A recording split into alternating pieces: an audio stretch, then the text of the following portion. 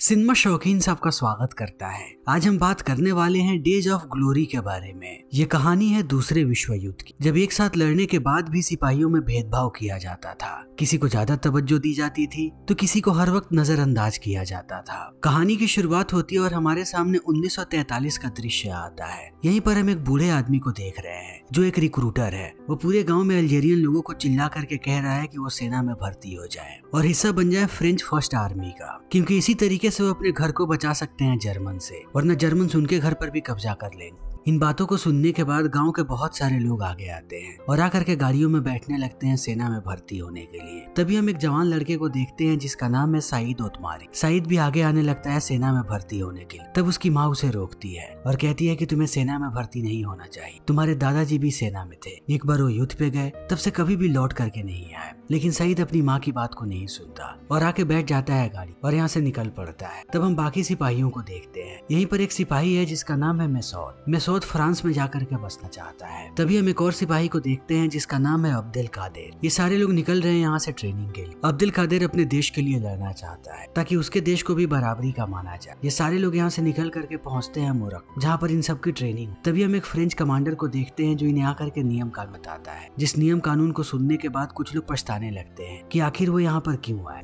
यहाँ पर हम लरबी नाम के एक लड़के को देखते हैं जो पछता रहा है यहाँ, लेकिन उसे लगता है कि युद्ध के बाद उसे बहुत सारे पैसे मिले तब वो शादी कर पाएगा। जल्दी इन सबकी ट्रेनिंग की शुरुआत हो जाती है। इनका टेस्ट भी होता है। अब्दुल कादिर बहुत ही मन से टेस्ट देता है, उसके सबसे ज्यादा नंबर्स आते हैं। देखते ही देखते 1944 का वक्त आ जाता है। तब इनकी पूरी सेना यहाँ से निकल जाती है। 2 नए कॉर्पोरल को चुना गया है, जिनमें पहला नाम है अब्दुल कादिर का और दूसरा नाम है लेरॉक्स का। अब्दुल कादिर नॉर्थ अफ्रीकन है और लेरॉक्स फ्रेंच है। ये लोग मिलते हैं अपने नए कमांडर से जिसका नाम है मार्टिनेज। मार्टिनेज एक सन की आदमी है, वो सबको डांटते रहता है। उसे सारे लोगों में सिर्फ और सिर्फ कमियां ही नजर आती हैं। जल्दी ही सबके ट्रेनिंग की शुरुआत हो जाती है। जब ये सारे लोग निशाना लगाना शुरू करते हैं तब मार्टिनेज को एहसास होता है कि मैसूद एक बहुत ही अच्छा स्नाइपर है। उसका निशाना कभी भी नहीं चूकता। जहाँ भी मार्टिनेज उसे निशाना लगाने के लिए कहता है वो हर बार परफेक्ट निशाना लगाता है। तब मार्टिनेज मैसूद को बना देता है अपनी टीम का मार्क्समैन। उसके बाद वो पहुंचता है सईद के पास, फिर उसके यूनिफॉर्म पे एक ग्रेनेड को लगा देता है और कहता है कि वो ग्रेनेड को निकाले। सईद एक अनाड़ी बच्चा है। वो जब ग्रेनेड को निकालता है उसी समय गलती से वो पिन को निकाल करके अपने हाथ में रखता है। इस चीज को देखने के बाद मार्टिनेज भड़क जाता है। वो जल्दी ग्रेनेड को उठा करके यहाँ से बहुत दूर फेंकता है। तभी ब्लास्ट हो जाती है और मार्टिनेज बहुत ही ज्यादा गुस्से में है। वो अपनी बंदूक निकालता है और बंदूक के बट से मारता है सईद को। तब अब्दुल कादिर आगे आता है बचाने के लिए सईद को। फिर मार्टिनेज उसे भी डांटता है और कहता है कि तुम्हें ऐसे पागल लोगों का समर्थन नहीं करना चाहिए।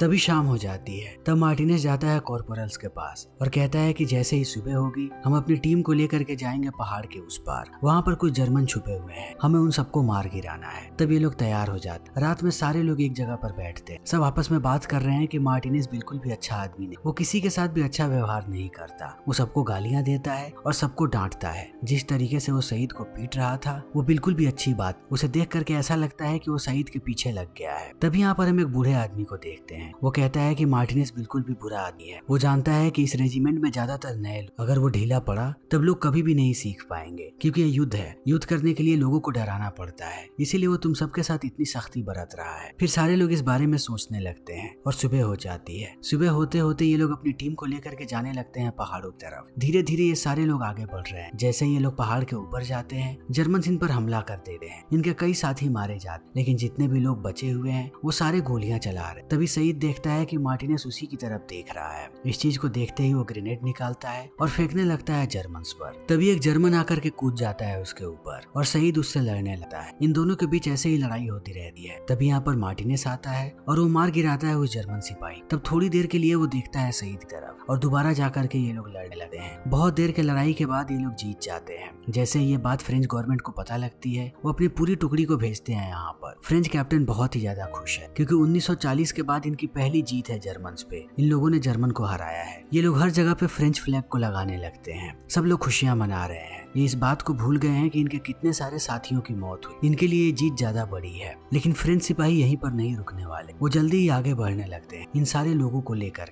जितने भी लोग मरे हैं ये लोग उनकी लाशों को भी लेकर के आ रहे हैं, उसके साथ साथ सारे के सारे घायल सिपाहियों को भी। थोड़ी देर के बाद ये लोग पहुंचते हैं डॉक पर और एक एक करके जाने लगते हैं जहाज के अंदर। जैसे ही सईद जहाज के अंदर जाता है वो पहुंचता है मार्टिनेज के पास और उसका शुक्रिया अदा करता है क्योंकि उसने उसकी जान बचाई है। तब मार्टिनेज कहता है कि शुक्रिया अदा की कोई बात नहीं है, वो मेरा काम था, आज से तुम मेरे साइड की हो। तभी दूसरी तरफ हम बाकी सिपाहियों को देखते हैं। यहीं पर एक नॉर्थ अमेरिकन सिपाही जो टमाटर उठा लेता है, तब बाकी फ्रेंच सिपाही उसे रोक देते हैं क्योंकि वो रंग भेद कर रहे हैं। इस चीज को देखने के बाद वो सिपाही गुस्सा हो जाता है, लेकिन यहाँ पर लड़ाई होती उससे पहले मार्टिनेज आकर के सबको रोक देता है और नॉर्थ अमेरिकन सिपाही को दूर जाकर के खड़े होने के लिए कहता है। जब अब्दुल कादर इस चीज को देखता है वो गुस्सा हो जाता है। वो सारा का सारा टमाटर लेकर के आता है साइड में और उसे पैरों से कुचल देता है और चिल्लाते हुए कहता है कि अगर नॉर्थ अमेरिकन इस टमाटर को नहीं खा सकता तब दूसरा कोई भी इस टमाटर को नहीं छुएगा। इस चीज को देखते ही मार्टिनेज गुस्सा हो जाता है और जाने लगता है अब्दुल कादर की तरफ। तो बाकी सारे सिपाही चिल्लाने लगते हैं क्योंकि इन सबको लगता है कि अब्दुल कादर ने जो भी किया वो ठीक किया। इस चीज को देखते ही मार्टिनेज यहाँ से चला जाता है और ये सारी बातें बताता है अपने सीनियर को। तब नीचे सीनियर आते हैं, वो नहीं चाहते कि यहाँ पर कोई भी युद्ध हो। वो नया नियम बनाता है कि किसी से भी रंगभेद नहीं किया जाएगा, सबको बराबर खाना मिलेगा। तब सारे लोग बराबर टमाटर लेने। इसी बीच हम जहाज के कैप्टन की आवाज सुनते हैं। अब सारे के सारे लोग फ्रांस वापस जा रहे हैं। इस चीज को सुनने के बाद सब खुश हो जाते, सबको लाइन में खड़ा कराया जाता है ताकि ये लोग फ्रांस का नेशनल एंथम गाएं। सारे लोग ऐसे ही गाते रहते हैं और थोड़ी देर के बाद ये लोग पहुंच जाते हैं फ्रांस। तब सारे लोग इनका स्वागत, सबके लिए ये सारे के सारे लोग हीरो हैं। सड़कों पे लोग आ चुके हैं इनके स्वागत के। तभी यहाँ पर हम एक इरीन नाम की फ्रेंच लड़की को देखते हैं जो मसूद के पास जाती और अपने घर पे इनवाइट करती है। मसूद भी कहीं ना कहीं इस लड़की को पसंद करने लगा है, इसीलिए वो चला आता है उसके घर। तब वो लड़की उसके करीब आने, मसूद उसे पूरी बात समझाता है कि जहाँ से वो आ रहा है ज्यादातर विदेशी लोग उनके करीब नहीं आते, लेकिन इरीन को इन बातों से कोई फर्क नहीं पड़ता। वो ऐसे ही उसके करीब आती जाती है। इन दोनों को एक दूसरे से प्यार हो जाता है। रात भर ये दोनों साथ ही। तभी सुबह हम 2 और सिपाहियों को देखते हैं जिनका नाम है यासीर और लार। ये दोनों भाई हैं। इन दोनों को चोरी करने की आदत है। युद्ध के दौरान जब भी ये किसी को मारते थे तब वो उनकी सारी चीजें चुरा लेते थे। अभी ये दोनों एक चर्च के अंदर हैं। लार भी यहाँ पर भी चोरी करने लगता है, लेकिन यासीर जैसे ही धीरे धीरे आगे बढ़ता है, ईश्वर को देखने के बाद वो कहता है कि सारी चीजों को वापस रख, ये ईश्वर का घर है, हम लोग यहाँ पर बिल्कुल भी चोरी नहीं करने वाले हैं। तब लारबी भी मान जाता है। वहीं दूसरी तरफ हम मसूद को देखते हैं जो इरीन को बाय कह रहा है क्योंकि दोबारा इन्हें युद्ध के लिए वापस जाना है। इरीन भी उसे बाय कहती है और मसूद यहाँ से निकल पड़ता है। सारे के सारे सिपाही अब इकट्ठा हो चुके हैं। अब ये लोग आगे जा रहे हैं अपने अगले मिशन के लिए। तभी मसूद सबको अपनी कहानी बताता है कि युद्ध के बाद वो क्या करेगा। वो इसी शहर में वापस आएगा और अपना घर बसाएगा इरीन के साथ। अब समय ऐसे ही बीतने लगता है। मसूद हर बार चक्कर लगाता है पोस्ट ऑफिस ताकि वो इरीन को लेटर लिख सके, लेकिन उसका कोई भी खत यहाँ से बाहर नहीं जा पाता। तभी हम सईद को देखते हैं जो शर्ट लेकर के आ रहा होता है मार्टिनेज की। जैसे ही वो बिस्तर पर उसकी शर्ट को रखता है, अंदर से उसे एक तस्वीर मिली है जिसमें मार्टिनेज बच्चा है, वो अपनी माँ के साथ है। जैसे ही सईद मार्टिनेज की माँ को देखता है, उसको लगता है कि इन दोनों की माँ एक जैसी ही है। वो समझ जाता है कि मार्टिनेज भी अपने परिवार के साथ बहुत ही ज्यादा अटैच है। वो बाहर चला आता है। इसी बीच हम मार्टिनेज को देखते हैं जो बाकी सिपाहियों को भेज रहा है पेरिस, लेकिन वो किसी भी नॉर्थ अमेरिकन को नहीं भेज रहा। उनका वहाँ पर जाना अलाउड नहीं है।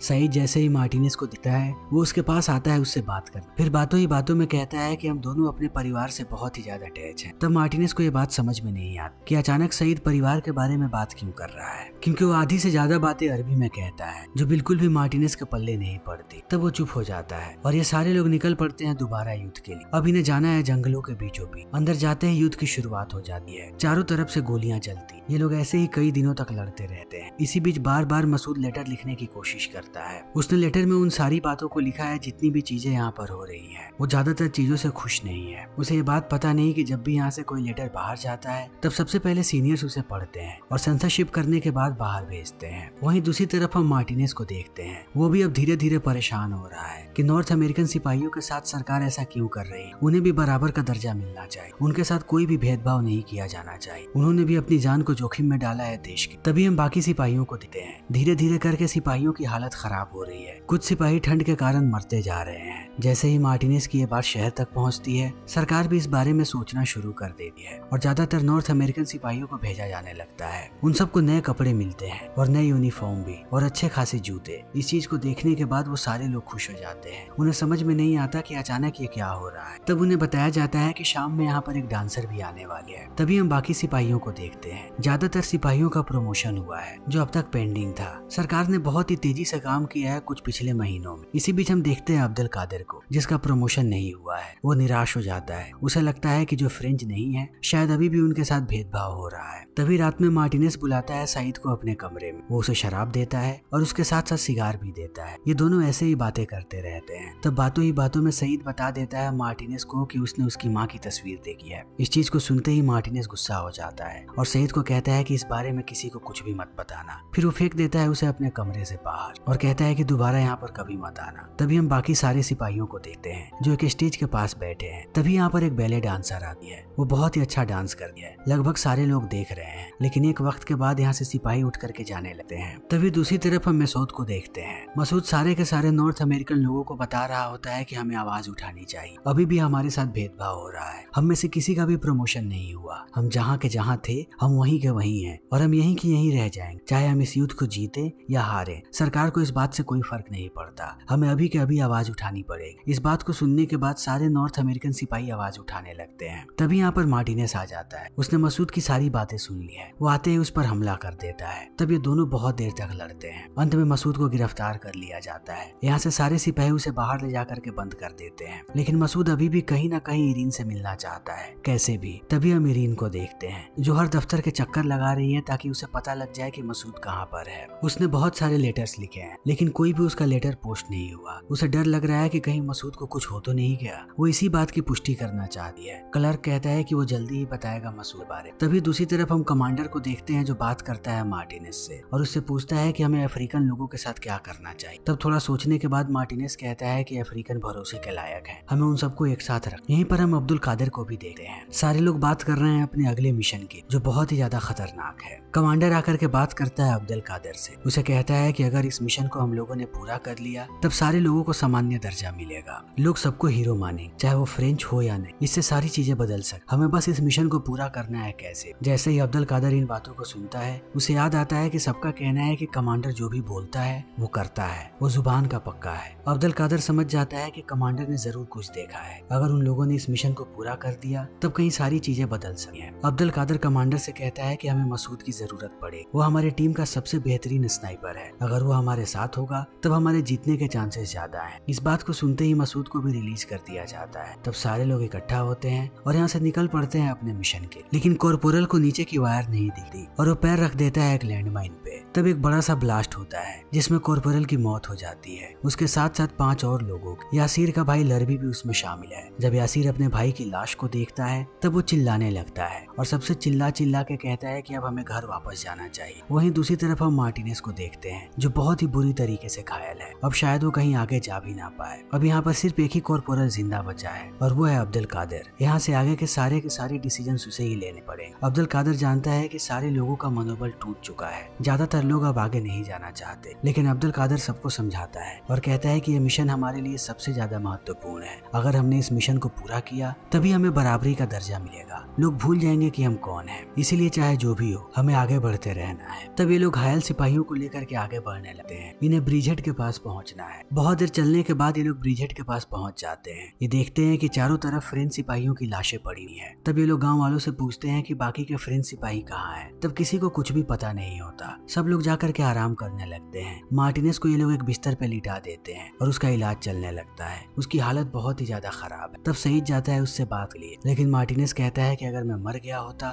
तब ज्यादा अच्छा होता, अभी मुझे ज्यादा तकलीफ हो रही है। वहीं दूसरी तरफ हम जर्मन सिपाहियों को देखते हैं जो पेट्रोल पे निकले हैं। तब ये लोग एक एक करके सबको मारने लगते हैं। मसूद यहाँ पर अपना निशाना दिखाता है। वो एक एक करके बहुत सारे जर्मन्स को मार गिराता है। देख करके लगता है कि सारे के सारे जर्मन्स अब जल्दी ही खत्म हो जाएं। लेकिन जर्मन्स के पास बहुत ही खतरनाक हथियार है। एक जर्मन बजूका लेकर के आता है। जिस घर में ये लोग होते हैं वो पूरे के पूरे घर को उड़ा देता है। तब लगभग सारे लोगों की मौत हो जाती है। अब्दुल कादिर आकर के गिरता है बाहर। धीरे धीरे करके जर्मन्स उसे घेरने लगते हैं। तभी हमें पता लगता है कि यहाँ पर और भी फ्रेंच सिपाही थे जो बाहर आते हैं और सारे जर्मन्स को मार गिराते हैं। इस चीज को देखने के बाद इस गांव के लोग बहुत ही ज्यादा खुश हो जाते, सब सेलिब्रेट कर रहे हैं कि इन लोगों ने जर्मन्स को मार गिराया। वो बाकी सिपाहियों के साथ तस्वीरें खिंचवा रहे हैं, लेकिन अब अब्दुल कादर की हालत खराब हो चुकी। जितने भी सिपाहियों को वो लेकर के आया था उनमें से ज्यादातर सिपाहियों की मौत हो चुकी है, मगर जो भी गाँव वाला यहाँ पर अब्दुल कादर को देखता है वो उसका शुक्रिया अदा करता है, वो सबके लिए हीरो है। तब अब्दुल कादर पहुंचता है कमांडर के पास, लेकिन कमांडर उसे तवज्जो नहीं देता और बाकी सिपाहियों को कहता है कि इन्हें ऐसे ही आगे बढ़ रहना है। तब अब्दुल कादर इनके साथ ही आगे बढ़ने लगता है, लेकिन फ्रेंच सिपाही उसे हटने के लिए कहते, क्योंकि उसका यूनिफॉर्म अलग है। कोई भी उसे फ्रेंच सिपाही नहीं मान रहा उसके इतना बलिदान देने के बाद, लेकिन फिर भी अब्दुल कादर आगे बढ़ते जाता है, मगर सिपाही उसे साइड हटा देते हैं। वक्त ऐसे ही बीतने लगता है और बहुत सालों के बाद हम देखते हैं अब्दुल कादर जो अब बूढ़ा हो चुका है और आया हुआ है कब्रिस्तान। उसके सामने उसके सारे साथियों की कब्रें हैं जिनसे उसने कभी वादा किया था कि वो उन सबको पहचान दिलवाएगा, लेकिन कुछ भी नहीं हुआ। वक्त ऐसे ही बीतते जाता है। 1959 में इनके पेंशन को भी बंद कर दिया जाता है, लेकिन अब्दुल कादर ऐसे ही लड़ता रहता है। उसके बाद बाकी लोग लड़ते हैं। बहुत दिनों तक कोर्ट में ये केस चलता है। तब फ्रेंच गवर्नमेंट 2002 में सबको पेंशन वापस देती है, जब उनमें से कोई भी जिंदा नहीं बचा होता। और इसी के साथ ये फिल्म यहीं पर खत्म हो जाती है। तो दोस्तों, हमारी आज की ये वीडियो यहीं पर खत्म हुई है। अगर आपको हमारी ये वीडियो पसंद आई हो तो इसे लाइक करें, शेयर करें और चैनल को सब्सक्राइब करें। Thank you.